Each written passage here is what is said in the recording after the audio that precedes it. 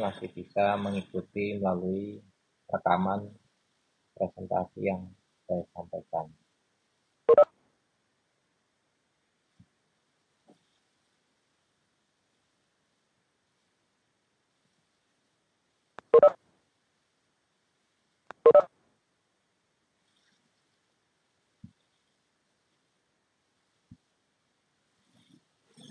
Kalau ada yang bertanya boleh langsung menghidupkan mic, kemudian bertanya ya, karena saya tidak membuka data list peserta, saya melihat sign tanda lambaikan Anda di list pesertanya.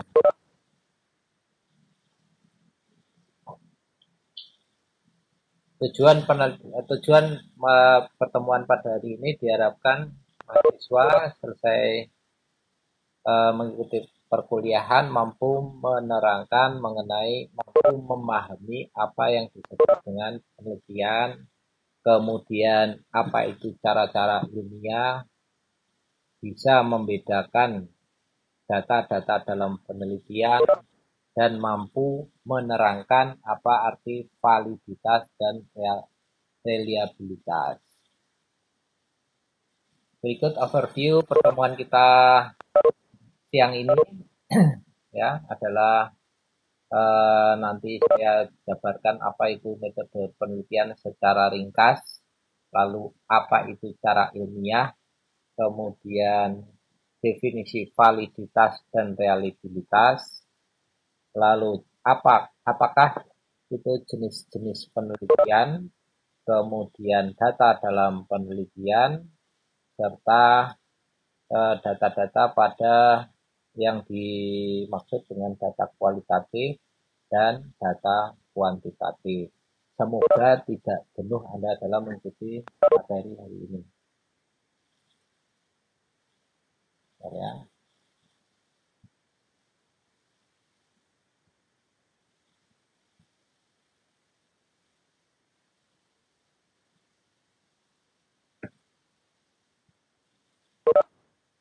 Belum saya lanjutkan, apakah semuanya bisa melihat tampilan di screen Anda? Salah satu saja format untuk menjawabnya. Sudah bisa Pak, sudah muncul di suara clear ya?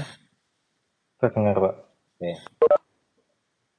Definisi metode penelitian itu adalah suatu cara ilmiah, ini kurang T, untuk mendapatkan data yang dengan maksud dan tujuan kegunaan tertentu. Saya kira cukup ringkas ya, cara ilmiah untuk mendapatkan data dalam rangka mencapai satu tujuan dan mendapatkan kegunaan tertentu. Ini perlu Anda pahami pada saat nanti Anda mulai akan menyusun laporan kerja praktek dan atau laporan tugas akhir atau skripsi. Ya.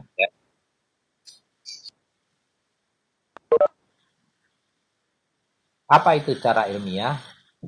Cara ilmiah adalah satu kegiatan penelitian, satu kegiatan riset yang didasarkan pada ciri-ciri keilmuan.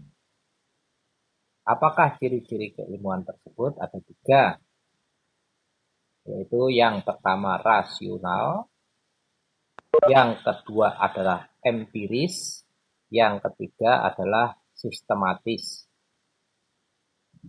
Rasional, apa itu rasional? Kegiatan yang dilakukan dengan cara yang masuk akal. Kemudian yang kedua adalah empiris. Apa itu empiris? Adalah cara yang dilakukan dapat diamati menggunakan indera manusia, sehingga orang lain pun dapat mengamati serta mengetahui cara yang dilakukan. Contohnya adalah mencari korban tenggelam di suatu pantai atau di laut. ya menggunakan jasa dukun. Apakah itu empiris? Bukan ya, karena tidak dapat diamati dengan indera manusia dia melakukan apa yang dukunnya, ya, bukan empiris. Kemudian sistematis, proses kegiatan yang dilakukan dalam riset menggunakan cara-cara yang terstruktur, terencana, dan logis. Tiga inilah ciri-ciri keilmuan. Data yang didapatkan melalui penelitian merupakan data yang empiris serta mempunyai kriteria valid. Dan kita masuk nih, apa itu valid dan reliable?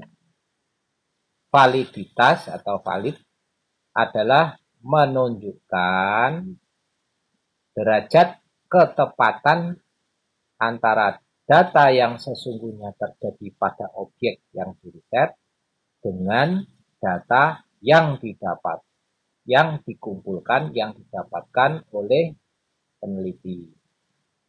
Sampai di sini dulu. Ada yang ditanyakan? Jadi valid itu adalah kalau kita mengukur tegangan pada satu sumber tegangan, contoh misalnya 5 volt, ya, data realnya adalah juga mendekati 5 volt. Ya, mungkin ada toleransi, ya, kesalahan 1%, 2%, ya, itu disebut validitas.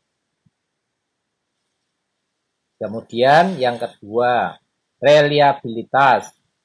Reliabilitas berhubungan dengan derajat konsistensi data atau hasil pengukuran tersebut pada interval waktu tertentu. Jadi data hasil pengukuran itu konsisten. Misalnya nih, sumber tegangan diukur dengan multitester pada jam 10 pagi sampai jam 12 siang. Tegangannya tetap, ya. Multitester menunjukkan tegangan juga 5 volt. Kemudian malam ini, malam jam 11 malam sampai jam 1 malam dites, ya. Sumber tegangan tidak berubah, masih 5 volt. Multitester menunjukkan nilai 5 volt. Artinya alat ukur atau multitester tersebut reliable dan bisa dipakai. Nah, ini adalah reliable. Yang pertama tadi adalah validitas, menunjukkan derajat ketepatan. Jadi tegangan 5 volt diukur ya 5 volt. Diturunkan tegangannya 2 volt, multitester menunjukkan 2 volt. Kalau tegangan 5 volt kemudian multitester menunjukkan 10 volt, berarti adalah tidak valid. Multitester tersebut tidak dapat digunakan karena tidak valid. Tidak menunjukkan ukuran, tidak menunjukkan data sesuai dengan objek realnya. Yang kedua, contoh reliable tadi, yang digunakan untuk mengukur tegangan 5 volt. Sumber tegangan 5 volt, multitester menunjukkan data 5 volt, reliable. Belum reliable, kita tes lagi malamnya, jam 11 sampai jam 1. Sumber tegangan tetap, kemudian kita tes, kita ukur menggunakan multitester menunjukkan 5 volt, maka multitester reliable. Apabila multitester tersebut dipakai pada siang hari menunjukkan 5 volt dan di malam hari dia menunjukkan 4,5 volt, padahal sumber tegangan tetap tidak berubah, maka bisa dimungkinkan bahwa multitester tersebut tidak reliable. Ini adalah definisi dan contoh validitas dan reliabilitas. Jadi gitu ya. Kemudian jenis-jenis penelitian. Yang pertama adalah penelitian akademik, yang kedua adalah penelitian profesional, dan yang ketiga adalah penelitian institusional. Ya, ini ada contoh di sini. Ini adalah contoh penelitian profesional. Loh, kok gambarnya kalian lagi makan? Ya, ini kebetulan kita diskusi saat itu di Madrid dalam rangka riset. Ya. Ini beliau adalah penemu dari webometrics. Ya, itu lanjut lagi. Definisi penelitian akademik adalah penelitian yang dilakukan oleh mahasiswa dalam rangka membuat skripsi atau tugas akhir, tesis, atau disertasi. Ini definisi dari penelitian akademik. Penelitian ini adalah sebagai sarana edukatif yang sehingga mengutamakan ya, yang terpenting adalah validitas internal atau melakukan cara dengan benar. Ini nantinya kalau Anda melakukan membuat penelitian tugas akhir, lakukan dengan cara yang benar. Ciri berikutnya adalah variabel penelitian terbatas menyesuaikan dengan tingkatan strata dari pendidikan tersebut. S1 cukup 3 variabel, S2 mungkin sudah bertambah 10 variabel, S3 sampai 30 variabel. Ya. Foto yang terlihat di sini adalah pada saat saya mengadakan riset di jenjang S3 di forum doktoral di Wuhan University. Ya, jadi ini merupakan aktivitas penelitian akademik. Kemudian penelitian profesional.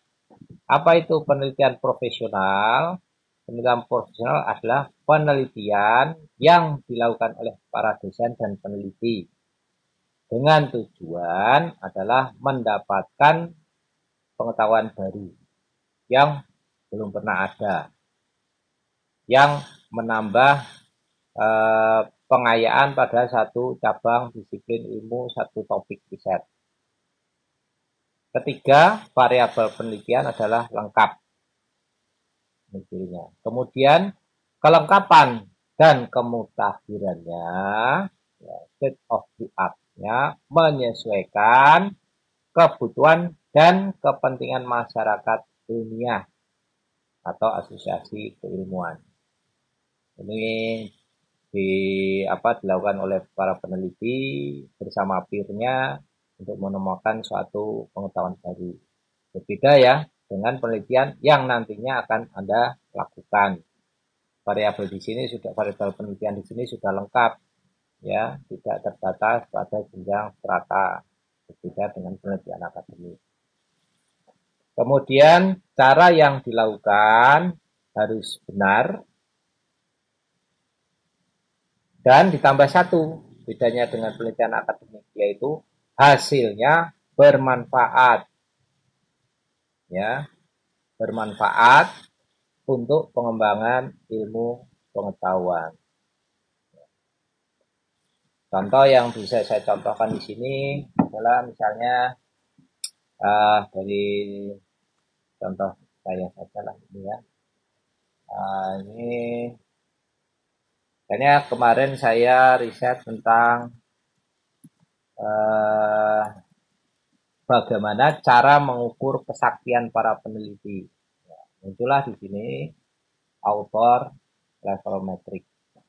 Digunakan untuk mengukur aspek bibliometrik dampak peneliti. Ya, hasilnya ada di sini beberapa metode yang dipropos oleh orang-orang dunia adalah H-index, ya, kemudian author level dan seterusnya, sampai ada juga ini di sini adalah RA-index. RA-index di sini bisa lihat, ya, ini dilakukan oleh Adian tahun 2018. Ini bermanfaat mendapatkan satu pengetahuan yang baru. Apa itu? Memperbaiki metode sebelumnya. Kemudian hasilnya dilakukan dengan benar, itu adalah validitas internal. Kemudian setelah caranya benar, hasilnya bermanfaat untuk pengembangan sains. Kemudian yang ketiga adalah jenis penelitian institusional. Ini nanti kalau Anda sudah bekerja, ya, kemudian kebetulan harus melakukan satu riset untuk pengembangan institusi, ya, ini disebut dengan penelitian institusional. Poinnya di sini adalah di validitas eksternal, adalah hasil riset yang didapatkan ditekankan pada manfaat riset tersebut, itu validitas eksternal. Contoh yang saya lakukan pada tahun 2008-2009,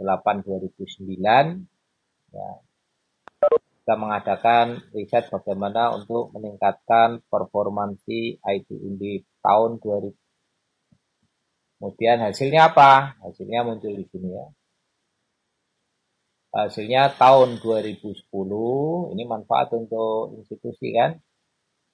Undip mendapatkan award dari Telkom, yaitu aplikasi implementasi IT pada institusi. Kemudian riset lagi 2011, 12, 13 di ASES.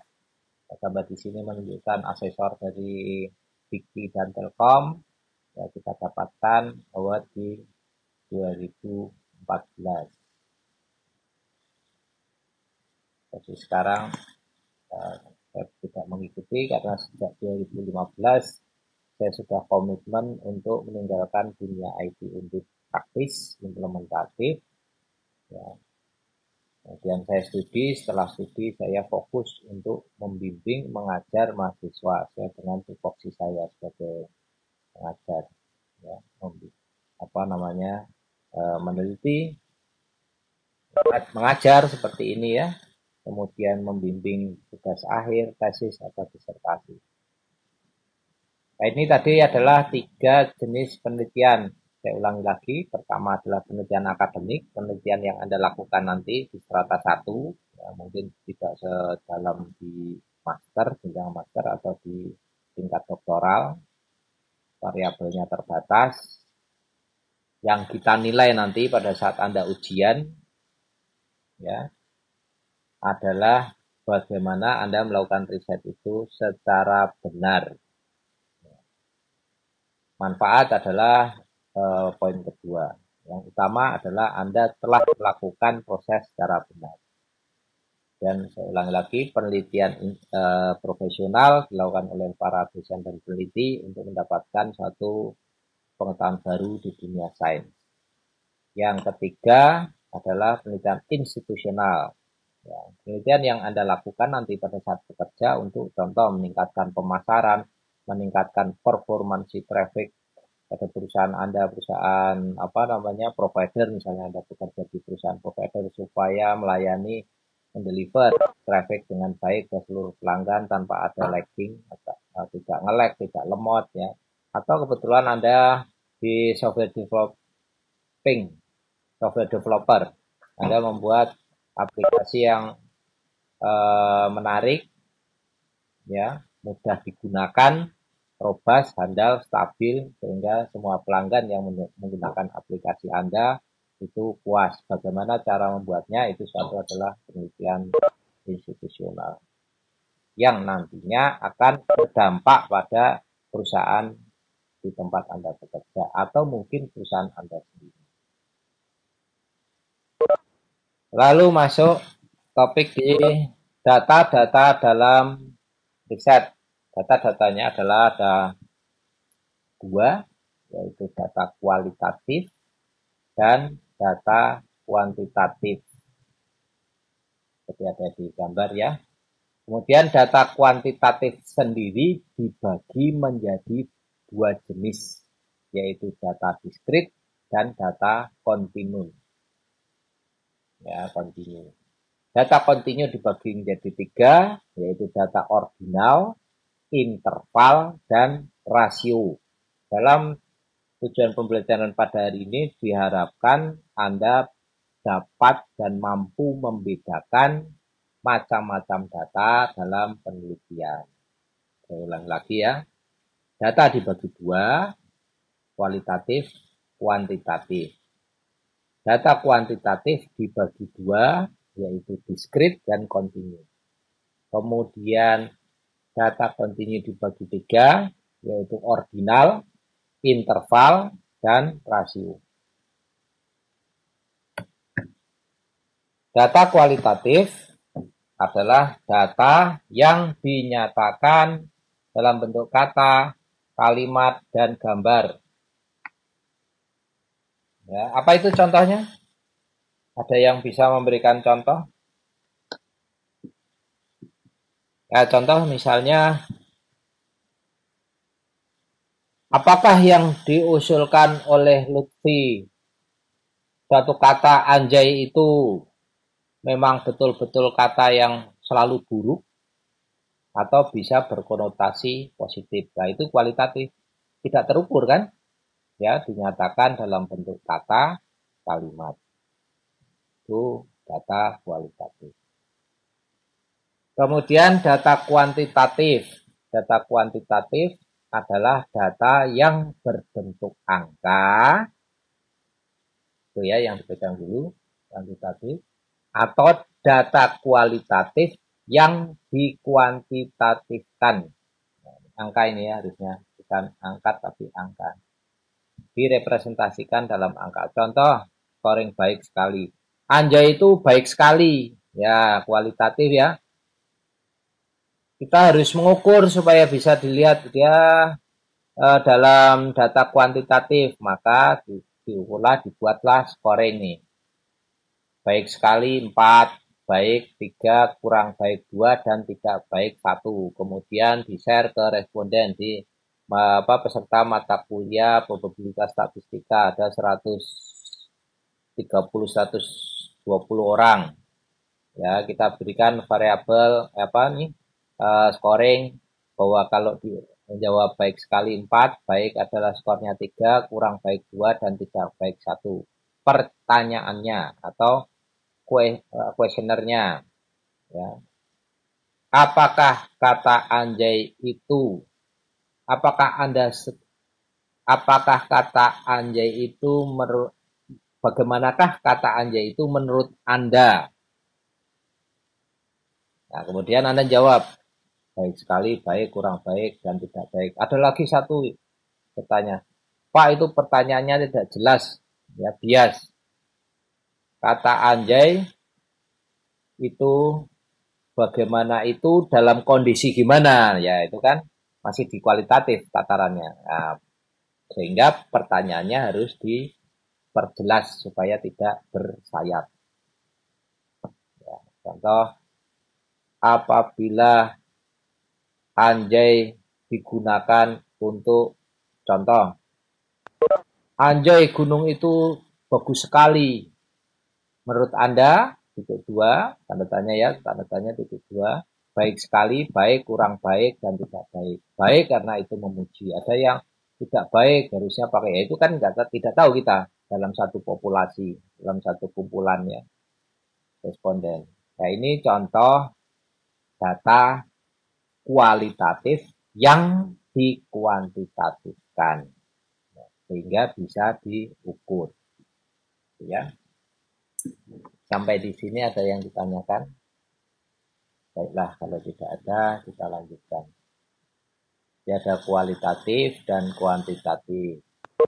Saya memberikan untuk materi ini penekanan supaya apa? Supaya Anda bisa membedakan ya, pernyataan-pernyataan baik di media massa, di sosial media, dari televisi, radio ya. Kualitatifkah, kuantitatifkah? Kualitatif itu masih kita susah, kita belum bisa mengukur ya. Di engineering, sebagai engineer itu mesti harus di-scoringkan, dikuantitatifkan, diuji alat ukurnya, diuji kuesioner atau pertanyaannya, Kenapa Pak harus diuji Pak? Contoh tadi yang pertama pertanyaan, apakah kata anjay itu menurut Anda bagaimana kata anjay itu?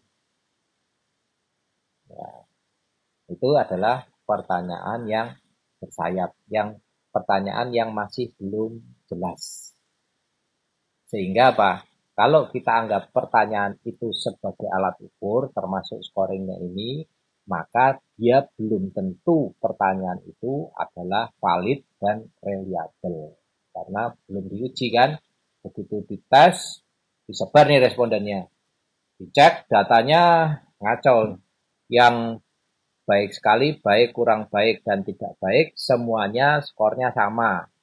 Dari berapa 120 orang 30 30 30 30 kita nggak bisa menentukan, kita nggak bisa mengambil hipotesa dari hasil data yang kita dapatkan, sehingga dikatakan bahwa pertanyaan tersebut kurang tepat, sehingga perlu apa, harus diuji validitasnya dan reliabilitas dari alat ukur yang berupa pertanyaan tersebut.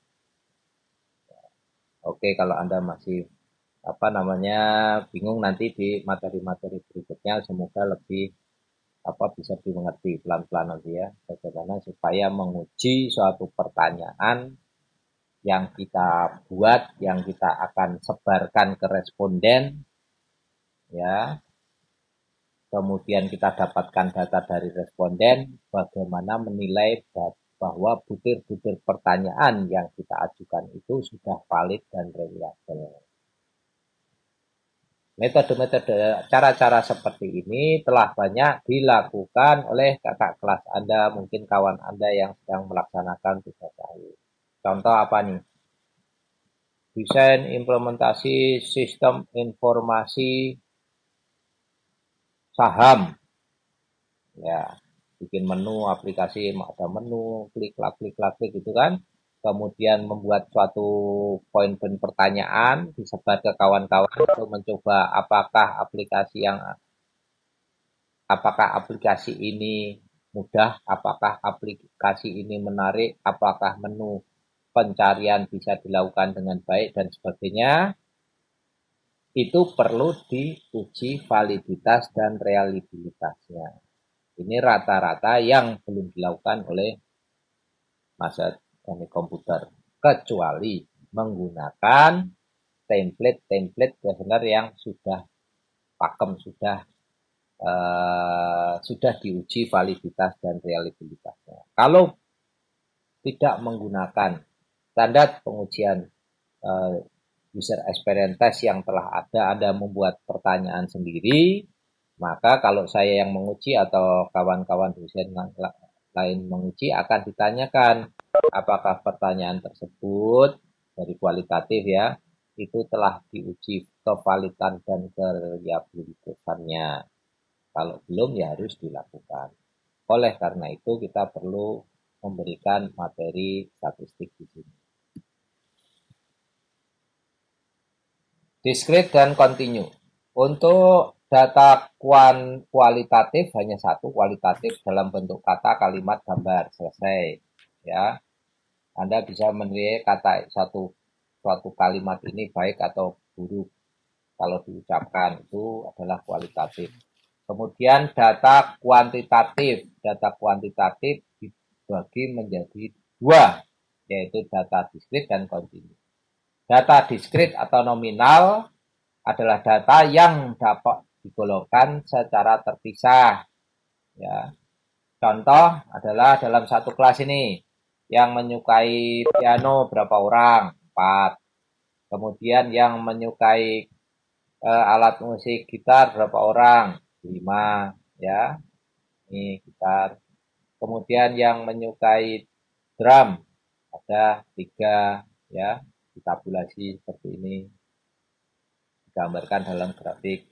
Kemudian yang menyukai alat musik yang lain itu ada 2. Ini adalah contoh data kuantitatif discrete atau nominal. Silakan, ada yang mau ya? Ada yang mau bertanya? Tidak ada ya? Kemudian lanjut berikutnya, setelah data diskrit adalah salah satu data kuantitatif, data yang kedua adalah data kontinu. Data kontinu sendiri dibagi 3, yaitu ordinal, interval, dan data rasio. Ya, ingat ini. Ordinal, interval, rasio. Aku lihat. Udah lagi nggak itu? Iya. Jam berapa? Bakar. Jam 2.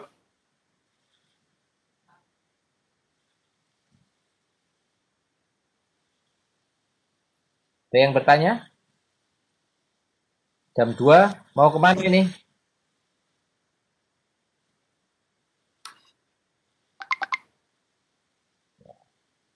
Jangan lupa mic-nya dimatikan dulu. Baru kalau mau bertanya boleh diaktifkan. Saya lanjutkan ya. Baiklah, tadi sampai di mana? Data kuantitatif dibagi 2, diskrit dan kontinu. Data kontinu dibagi 3, yaitu ordinal, interval, dan rasio. Atau kita singkat RIO. Rasio, interval, dan ordinal. Data diskrit itu seperti apa? Data yang bisa dikelompokkan secara terpisah. Dalam satu kelas ada 9, 11, 14 orang. 14 orang yang menyukai piano, 4 orang yang menyukai gitar, 5 orang yang menyukai drum, 3, dan yang lain 2. Atau contoh, dalam satu kolam ya terdiri dari ada 30 ikan, 15 adalah lele, 10 adalah nila, dan seterusnya. Nah, itu adalah disebut data diskrit atau nominal. Lalu kemudian data kontinu. Data kontinu dibagi 3, yaitu ordinal, interval, dan data rasio. Data ordinal. Contoh data ordinal, Anda bayangkan ordinal langsung lihat Liga Inggris. Mudah ya? Data yang berbentuk ranking atau peringkat. Ya, MU, Liverpool, Arsenal, ya, dan seterusnya. MU mendapat 20 kali kemenangan, dia peringkat 1. Kemudian Liverpool 19, lalu Arsenal 13. Anda bisa melihat di sini bahwa peringkat 1 nilainya 20, peringkat 2 19, peringkat 3 13. Sehingga data ordinal tersebut adalah data yang tidak sesuai dengan skala. Ya, peringkat 1 nilainya 20, peringkat 2 nilainya 19, selisih 1, peringkat 3 nilainya 13, selisihnya 6. Jadi selisih antara 1 2 tidak sama dengan selisih dari 2 ke 3. Nah, ini adalah data yang bersifat ordinal atau peringkat. Kemudian berikutnya data interval, data yang jaraknya sama, ya, 0, 1, 2, 3, 4, 5 sama, tetapi tidak memiliki nilai 0 sebagai nilai mutlak. Contohnya adalah pada termometer. Walaupun nilainya 0 derajat Celcius, tetapi nilai tersebut tetap memiliki nilai. 0 derajat ya tetap suhunya 0 derajat. Ya, ada nilainya. Nilainya berapa? Ya 0 derajat. Itu adalah data interval. 0 derajat, 1 derajat, 2 derajat. Ya, tapi dia tidak memiliki nilai 0 sebagai nilai absolut atau nilai mutlak. Berikutnya adalah data rasio. Data yang jaraknya sama, 1, 2, 3, 0, 1, 2, 3, dan seterusnya, dan memiliki nilai 0 yang bersifat mutlak. Contoh pada dimensi berat, panjang, dan volume. Apabila suatu benda panjangnya adalah 0, maka benda tersebut tidak memiliki panjang. Nah, itu artinya yang memiliki nilai nol yang bersifat mutlak. Nol ya nol, tidak ada. Satu benda beratnya adalah 0 kg. Ya, maka benda tersebut tidak memiliki berat, yaitu nol bersifat mutlak. Contoh lagi, ya, satu tempat memiliki volume 0, ya, meter kubik misalnya. Artinya dia tidak punya tempat, 0 mutlak. Ini adalah data rasio. Data rasio dapat dijumlahkan atau dikalikan secara aljabar. Contoh, jarak Jakarta Purwakarta adalah 95 km. Jarak Purwakarta Bandung adalah 60 km. Maka jarak Jakarta Bandung adalah jarak Jakarta Purwakarta ditambah Purwakarta Bandung 155 km. Nah, ini adalah contoh data rasio yang dijumlahkan. Kemudian, data rasio dapat dirubah dalam interval dan ordinal. Contoh, segelas air suhunya adalah 20 derajat Celcius. Ditambah segelas air suhunya 15 derajat Celcius. Maka suhunya adalah sekitar 17,5 derajat Celcius. Bukan 35 derajat Celcius. Ya, ini dapat dirubah dalam bentuk interval dan ordinal. Baiklah, sampai di sini dulu. Ada pertanyaan?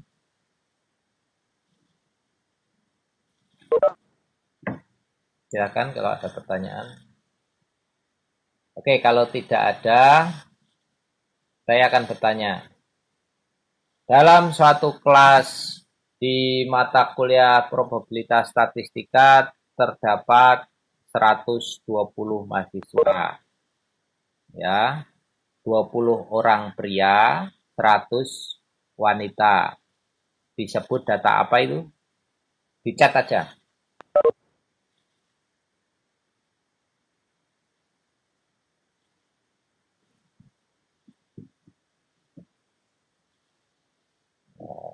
Oke. Kemudian ya, oke. Kemudian contoh lagi, ya.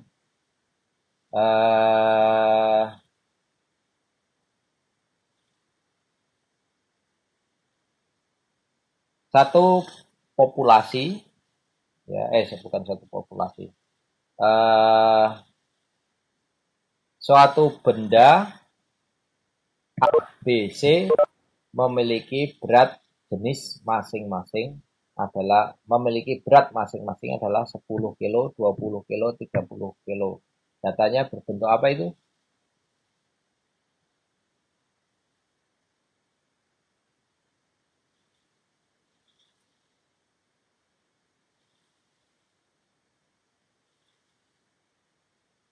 Jadi 3 buah benda A, B, C beratnya adalah 10 kilo, 30 kilo, 20 kilo. Itu jenis data apa?